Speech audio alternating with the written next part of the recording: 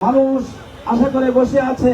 তারা 54 বছর অনেককে দেখেছে, অনেককে ভোট দিয়েছে। আগামীতে নতুন করে তারা দাঁড়িপাল্লা মার্কায় ভোট দেওয়ার জন্য তারা সিদ্ধান্ত নিয়ে বসে আছে। ইতিমধ্যে আপনারা জানেন, বাংলাদেশ জামাত ইসলামের প্রায় 17 বছর যাবৎ আমরা অনেক দিক থেকে বঞ্চিত ছিলাম। রাজনীতির অধিকার ছিল না, গণতান্ত্রিক অধিকার ছিল না, কথা বলার অধিকার ছিল না, আমাদের পাশাপাশি থাকার অধিকার ছিল না। আমরা অনেক দুঃখ, কষ্ট, বেদনা সবকিছু হজম করে আজকের এই দিনে দাঁড়িপাল্লা মার্কা নিয়ে মোটর শোভাযাত্রার মাধ্যমে আমরা আমাদের 6 নির্বাচনী আসনের, বিশেষ করে 13টি ইউনিয়ন এবং 27টি ওয়ার্ড এবং কুমিল্লা ক্যান্টনমেন্ট সহ আমাদের এই বিশাল এরিয়ার সকল মানুষের কাছে মানুষ যে আশা করতেছে, মানুষ যে দীর্ঘদিনের একটি ক্ষোভ লালিত পালিত করে এখন নতুন করে তারা সিদ্ধান্ত নিয়েছে, যারা একটি পরিবর্তন চায়। বিশেষ করে আগামী জাতীয় সংসদ নির্বাচনের মাধ্যমে আমরা কুমিল্লার 6 আসনের মাধ্যমে আমরা এলাকার পরিবর্তন চাই।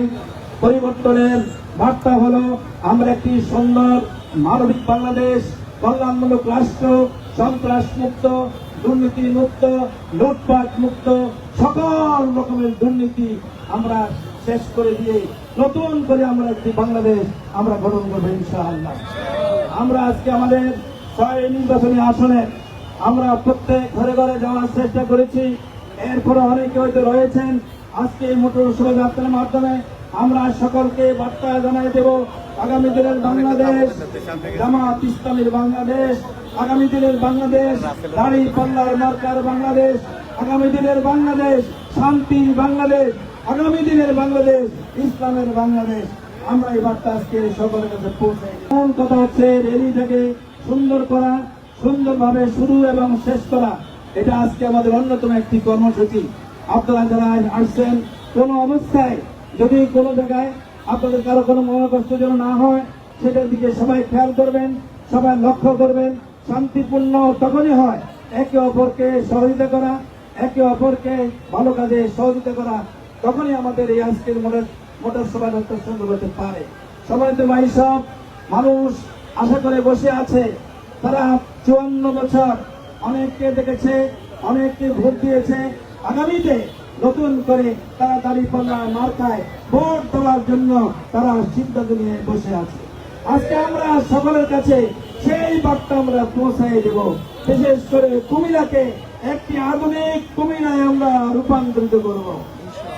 আমাদের কুমিল্লার নানা জাতের সমস্যা, যানজট সমস্যা, জলাবদ্ধতার সমস্যা, আমাদের বিমানবন্দর আমাদের নাই। এরপর আমাদের কুমিল্লাকে বিভাগ ঘোষণা করা, DOS পর্যন্ত ঘোষণা করা এখনো হয় নাই।